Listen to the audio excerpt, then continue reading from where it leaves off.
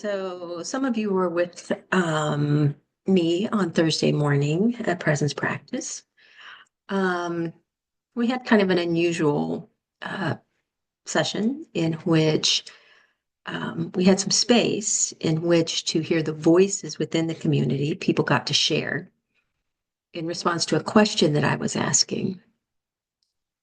And the question was, or it started with a statement, the love challenge was about preparing ourselves for 2025. Now that we've traveled that journey, now that the new administration has arrived and with all of the changes that that's entailed, can you see what it is that you are actually preparing for? So I'm not going to ask everybody to answer that tonight. I'm not going to ask everybody to answer that tonight. But think about that question for a moment. What was it you were actually preparing for? And I'll share the answers that we got on Thursday.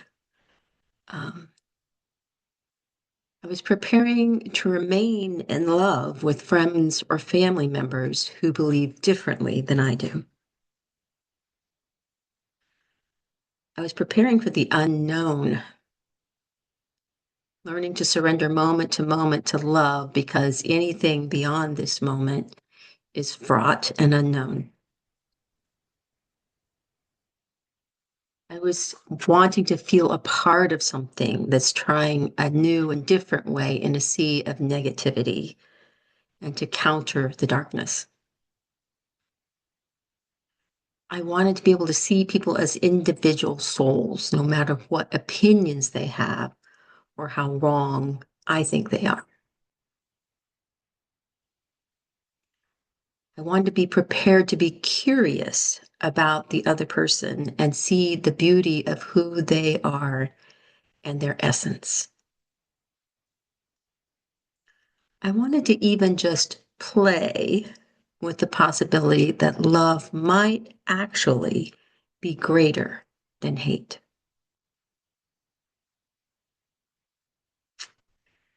So the season of love for me, and since you guys have so lovingly joined me on this journey, has been moving us towards this vision of the beloved community and of all beings belonging in the beloved community. So I want to share some more words from Dr. King. He says, we are called to be people of conviction, not conformity. Conviction, not conformity. Of moral nobility, not social respectability. So Dr. King was guided by the example of Jesus Christ and said that he thought that Jesus was the world's most dedicated non-conformist. This is a quote, whose ethical nonconformity still challenges the conscience of mankind. I'll say that again. The world's most dedicated nonconformist whose ethical nonconformity still challenges the conscience of mankind. We can use MLK as an example of the same thing and many other great change makers throughout history. So we are being called to be non-conformists. And we might think, you might be hearing yourself say, well, yeah, I am being a non-conformist. I'm resisting the powers that be right now. So let's keep looking at what it means to be a nonconformist in the way that Dr. King was talking about it. So here's a hint. It's actually way more difficult than it sounds, or made more difficult than we may have been doing so far. So Dr. King says, many people fear nothing more terribly than to take a position which stands out sharply and clearly from the prevailing opinion. Many people fear nothing more terribly than to take a position which stands out sharply and clearly from the prevailing opinion. So here's a question for us.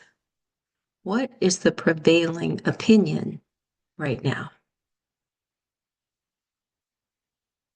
What is the prevailing opinion right now? Well, that depends completely on where you're looking from and where you're standing. The prevailing opinion in this country is split nearly 50-50. And that's actually true 50-50 with a whole bunch in the middle who I think thinks that both sides are a little bit whacked. But I am called to be a non-conformist within my group, just like Jesus was. So Jesus's group was Jews. He was talking to the society in which he lived. MLK's group was Christians and African Americans. So there was conventional wisdom available in all of those times. There's conventional wisdom available to us right now. And it's the conventional wisdom that we need to be most cautious of, because it's the conventional wisdom that is actually conformity. So what is our side telling us to do right now? To do about the situation? So there may be actual good advice, but the message that gets out is we should be outraged. We should read all the news all the time and then rehash it every time we get together with our friends. We should call people out. We should label the other side as evil or stupid. Our side tells us that we are absolutely 100%, and the other side is absolutely wrong, 100%. So it is all of the things that I just listed above, that I just said, to which we are called not to conform, to being outraged, to rehashing constantly what's in the news, to call people out, to call people evil, stupid, to believe that we are always right. So that's part of it. And I believe that as enlightened and awakened people of soul here, we're called even further than that. So back to Dr. King. He says, this hour in history needs a dedicated circle of transformed non-conformists. The saving of our world from pending doom will come not through the complacent adjustment of the conforming majority. In other words, to keep doing it like our side says to do it, not from the complacent adjustment of the conforming majority, but through the creative maladjustment of a non-conforming minority. The creative maladjustment of a non-conforming minority. So what Dr. King is suggesting is a transformed and transforming minority practicing a creative maladjustment. A creative maladjustment. How do we know if we are transformed or transforming? Is it because we read the right things, or we pray, or we meditate? It's something we have to keep asking ourselves. How do we know we're in this transformed, non-conforming minority? And he answers this statement. He says, only through an inner spiritual transformation do we gain the strength to fight vigorously the evils of the world in a humble and loving spirit. Only through an inner spiritual transformation do we gain the strength to fight vigorously the evils of the world in a humble and loving spirit. So we're called to fight the evils of the world, and always remembering that the root of all evil is not money exactly. It's hate and fear. It's hate and fear. We are called to be humble. Humility means to have the receptivity and grace to know that we have something to learn from another, even from who we think is the other. We are called to be loving. And we are only ever able to do any of those things through an inner spiritual transformation. And if we don't have that inner spiritual transformation, all of this just remains lovey-dovey platitudes. So what I believe that we are being called to in this moment is extremely radical. This thing to really believe and act like love is the only cure for our ills. To believe that love and act like love is the only cure for our ills will be accepted by very, very few people. It's just too easy to keep doing it the way we've always done it and the way we're doing it now. So being a part of the beloved community means that we're refusing not to just not hate. A small portion of us will be able to do that, to just not hate. That's not that radical, but we're called much farther. We are called to refuse not to not love. And I recognize that that's confusing language. We are called to not to not love. So I'm going to tell you a story, quick story. When our firstborn was a brand new baby, he was a big screamer and very inconsolable. And he and I would pace the floor for hours a day.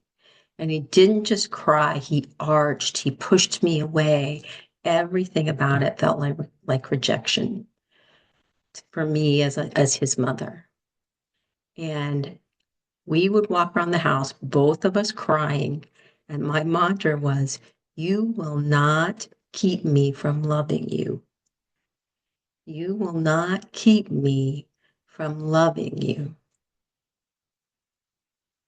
So that thing, you will not keep me from loving you, that is creative maladjustment. So I'm going to close here with a very, very beautiful definition of love that I read from Maria Popova this last week. She says, if you live long enough and wide enough, you come to see that love is simply the breadth of the aperture through which you let in reality of another and the quality of attention you pay what you see. So that is what love is. This rings so true to me. This is the kind of love that we're talking about, that it's wide enough to let in the reality of another and the quality of attention that you give to that other. She says, it is, in this sense, not a phenomenon that happens to you, but a creative act. So let's practice together.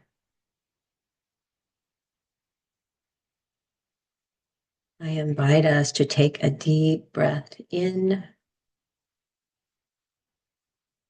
And as we let it out, to drop down fully into this moment, into this space.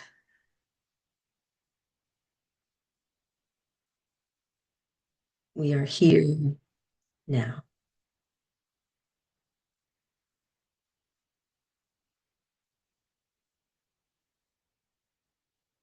And then taking another breath in.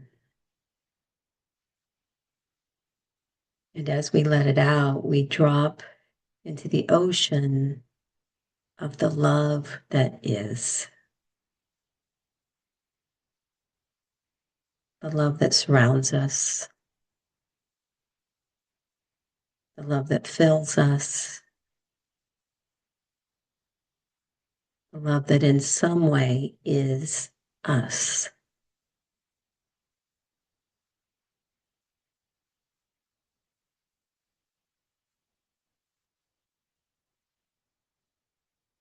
And then I invite you simply to be with your own experience, to notice whatever it is that's happening for you in this moment.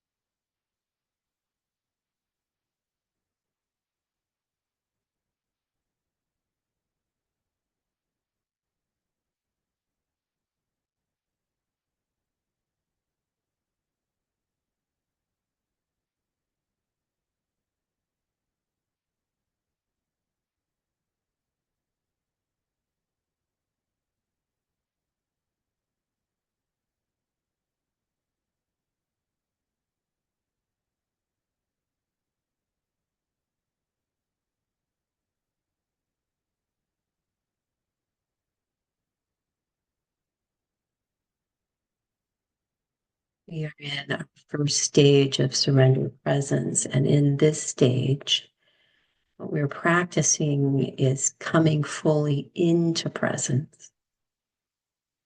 And so we begin with our body.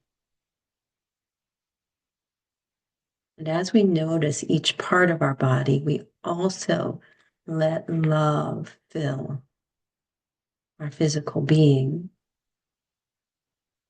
beginning with our feet,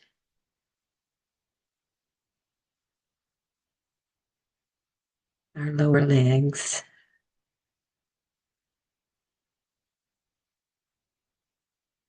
knees, our upper legs.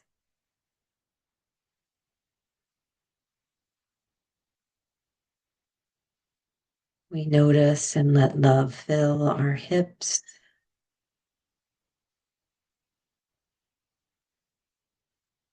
our pelvis,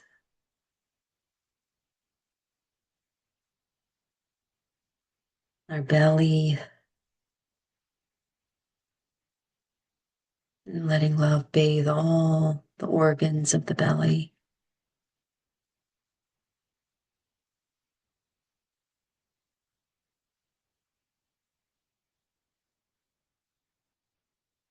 We notice and let love flow into our chest,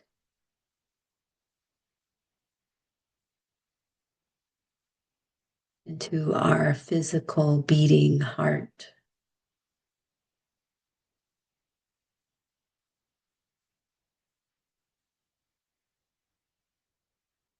Into our shoulders,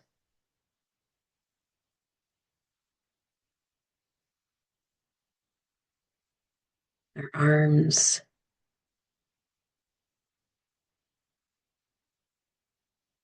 and our hands.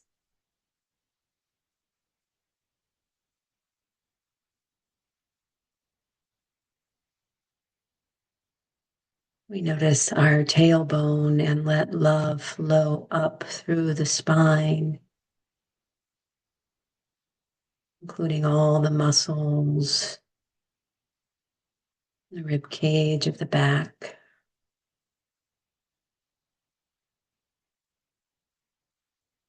Letting love flow into the neck,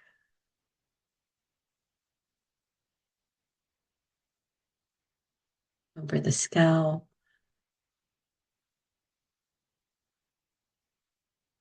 head,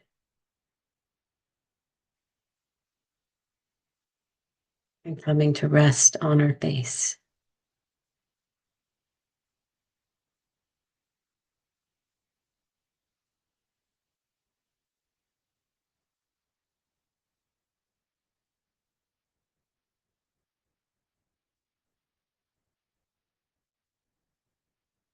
And then we notice ourselves as one whole physical being filled with love.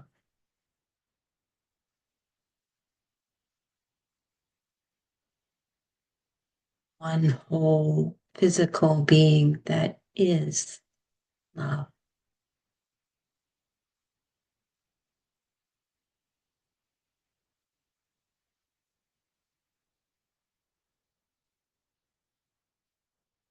Grounding ourselves in this physical presence, begin to notice your inner experience, beginning with the heart, and letting love flow into and fill the heart, not needing to limit the size of your heart, this emotional center, your feeling organ. No need to limit it. Just letting love flow in.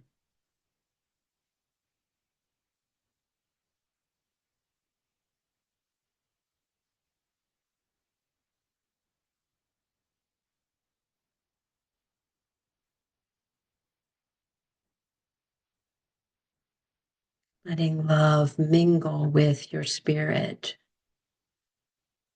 a sense of energy and flow in your being.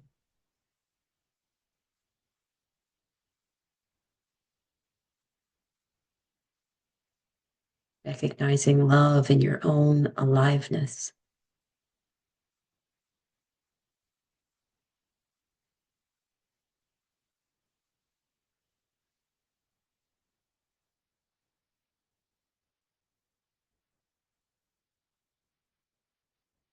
And then letting love expand your mind.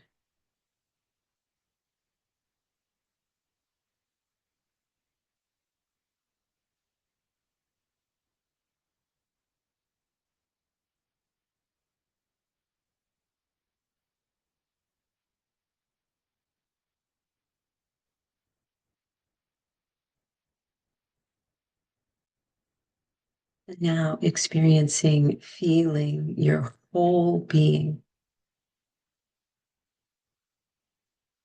body, heart, spirit, mind, this one being that is you,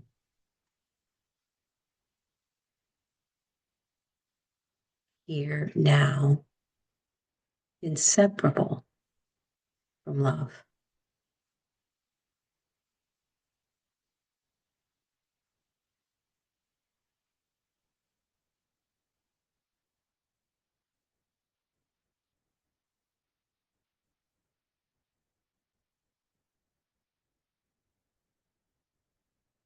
And letting your awareness extend out beyond your own being to include all being.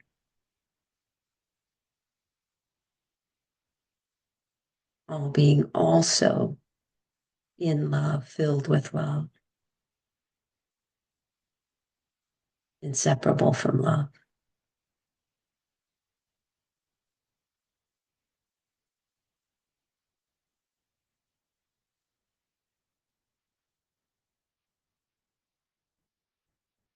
Now feeling the way you're being acted upon by the force of gravity, the way the earth is drawing you into herself and holding you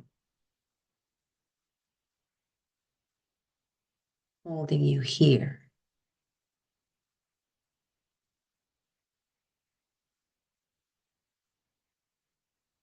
Seeing if you can allow yourself to be held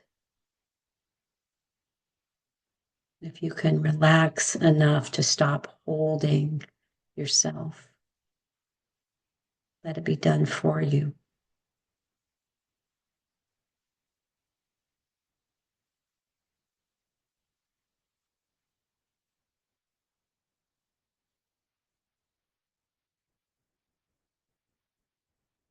And as you begin to relax, as things open in your being, see if you can give yourself over more deeply to the holding of love.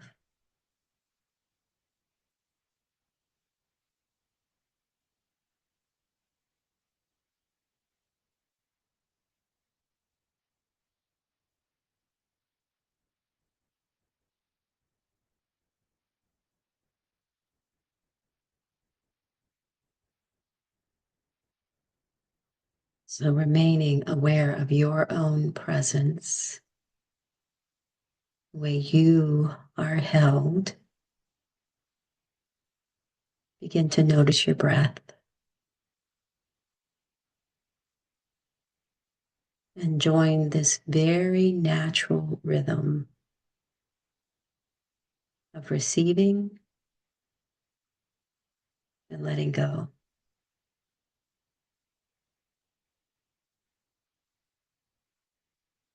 This rhythm that your body has practiced ever since your first breath.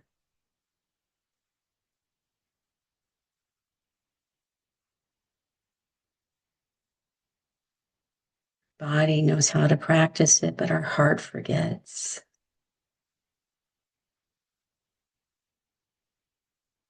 We hold too much. We forget how to let go.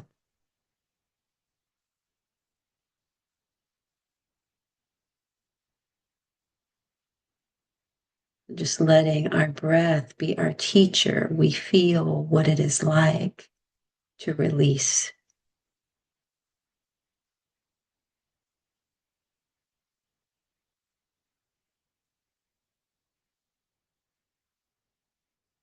We can only let go because we know we are held. We can only let go because we know we are loved.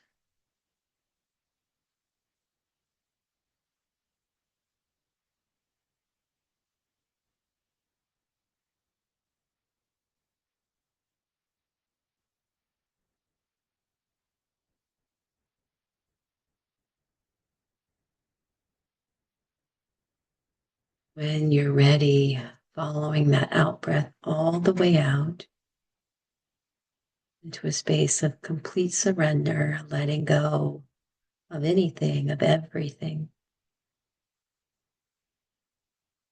Just coming to rest in a space of simple being.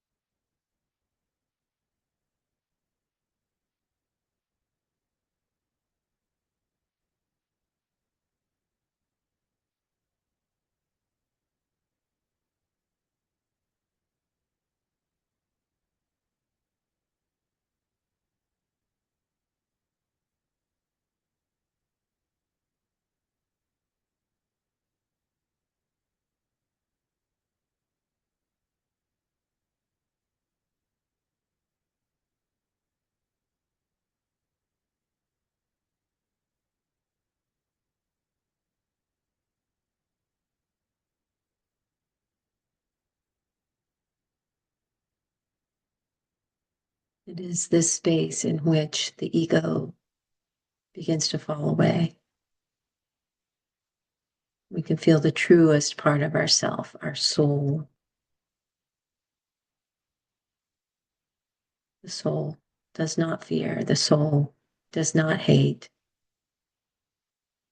The soul knows exactly how to be in love, how to be humble.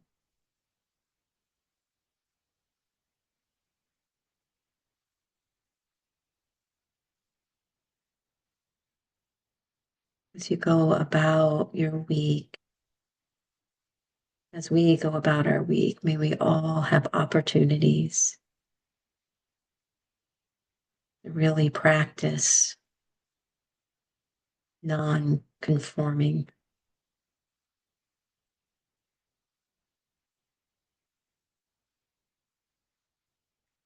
Thank you so much for practicing with me